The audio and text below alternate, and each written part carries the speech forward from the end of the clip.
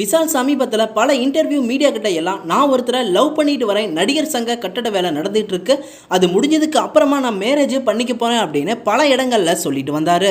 அதே போல விஷாலும் தன்சிகாவும் சமீபத்தில் மேடையிலேயே நாங்கள் 2 பேரும் லவ் பண்ணிட்டு வரோம், கூடி சீக்கிரம் நாங்கள் 2 பேரும் மேரேஜ் பண்ணிக்க போறோம் அப்படின்னும் சந்தோஷமான செய்தியை வெளிப்படையா எல்லாருக்குமே தெரியப்படுத்தியிருந்தாங்க. அதாவது நாங்கள் 2 பேரும் 16 வருஷங்களுக்கு மேல நல்ல நண்பர்களாக தான் இருந்துட்டு வந்தோம், ஒருத்தருக்கு ஒருத்தர் நல்லா புரிஞ்சுக்கிட்டோம், அதுக்கப்புறமா தான் எங்களுக்குள்ள அது காதலா மாறி இப்போ எங்களுக்கு மேரேஜும் நடக்க போகுது அப்படின்னு அவங்களோட வெட்டிங் டேட்டையுமே அனௌன்ஸ் பண்ணாங்க. விஷால் பல வருஷமா சிங்கிளாவே இருந்துட்டு வந்த நிலையில இப்போ மேரேஜ் நடக்க போகுது அப்படின்னு பலரும் சந்தோஷமா இருந்துட்டு இருக்காங்க அப்படின்னு தான் சொல்லணும்.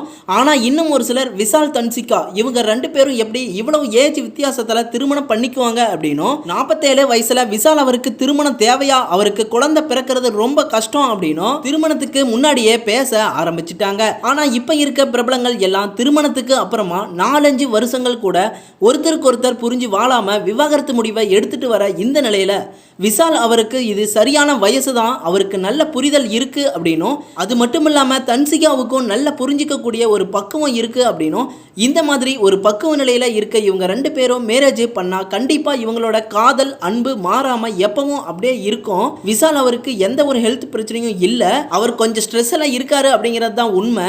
மேரேஜ் நடந்ததுக்கு அப்புறமா அவருடைய வாழ்க்கை சந்தோஷமாக அமைஞ்சிடும், மைண்டு ஸ்ட்ரெஸ்ஸில் இருந்தும் அவர் வெளியில் வந்துடுவார் அப்படின்னும் ஷர்மிளா அவங்க இந்த ஒரு விஷயத்தை ஷேர் பண்ணியிருக்காங்க. விஷால் தன்சிகா இவங்களோட மேரேஜுக்கு நம்ம அட்வான்ஸ் வாழ்த்துக்களை தெரிவிச்சுக்கலாம். இவங்களோட மேரேஜ் குறித்து உங்களோட கருத்துக்கள் என்ன அப்படிங்கிறத சொல்லுங்க. அடுத்த அப்டேட் தெரிஞ்சுக்க சேனலை சப்ஸ்கிரைப் பண்ணிட்டு பெல் ஐக்கனையும் கிளிக் பண்ணிக்கோங்க.